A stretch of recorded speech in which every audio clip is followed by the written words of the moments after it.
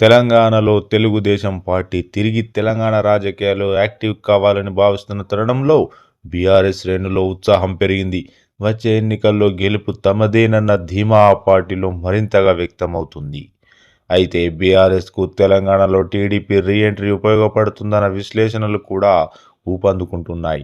ఎందుకంటే ఏ రకంగా చూసినా అది కారు పార్టీకి లాభమేనని, సైకిల్ వస్తే కారు గేరు మార్చడం ఖాయమన్న కామెంట్స్ సోషల్ మీడియాలో వినపడుతున్నాయి. తెలంగాణ ఆంధ్రప్రదేశ్లుగా విడిపోయిన తర్వాత తెలంగాణలో తెలుగుదేశం పార్టీ బలహీనంగా మారిందనడంలో ఎలాంటి సందేహం లేదు. అందరూ ఒప్పుకొని తీరాల్సిందే.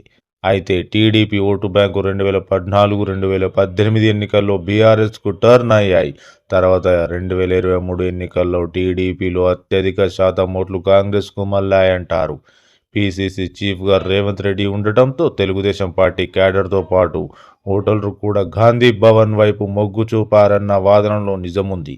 అయితే 2023 శాసనసభ ఎన్నికల్లో హైదరాబాద్లో కాంగ్రెస్ పార్టీకి స్థానాలు దక్కకపోయినా ఖమ్మం, నల్లగొండ, మహబూబ్ నగర్, నిజామాబాద్ జిల్లాలో పార్టీ సాలిడ్గా సీట్లు రావడం కూడా టీడీపీ ఓటు బ్యాంకు సహకారం వల్లనేనన్నది కొందరి విశ్లేషణగా ఉంది. 2018లో మహాకూటమిలో కాంగ్రెస్తో కలిసి టీడీపీ పోటీ చేయడంతో అధికారంలోకి రాలేదన్న కామెంట్స్ కూడా నాడు వినిపించాయి. ఇప్పుడు బీజేపీతో పొత్తులో తెలంగాణ తెలుగుదేశం పార్టీ రానుందన్న వార్తలు కారు పార్టీ నేతలకు ఖుషీ కబురుగా అనుకోవాల్సి ఉంటుంది.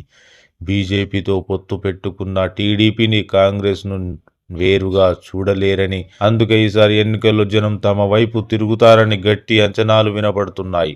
రానున్న కాలంలో కేసీఆర్ కూడా చంద్రబాబుపై విమర్శలు ఎక్కుపెట్టే అవకాశాలున్నాయి. అదే సమయంలో తెలంగాణ సెంటిమెంట్ను కూడా మళ్లీ రగిలించి ప్రయత్నం చేస్తారు. ఇక్కడ బీజేపీ వచ్చినా, కాంగ్రెస్ వచ్చిన రాష్ట్ర ప్రయోజనాలు దెబ్బతింటాయని, సాగునీరు కూడా అందని పరిస్థితి నెలకొంటుందని చెప్పి ప్రజలను తమ వైపునకు తిప్పుకునే ప్రయత్నం గులాబీ బాస్ చేస్తారంటున్నారు. మొత్తం మీద టీడీపీ ఎంట్రీతో కారు పార్టీకి లాభమన్న విశ్లేషణలు బాగా వినపడుతున్నాయి.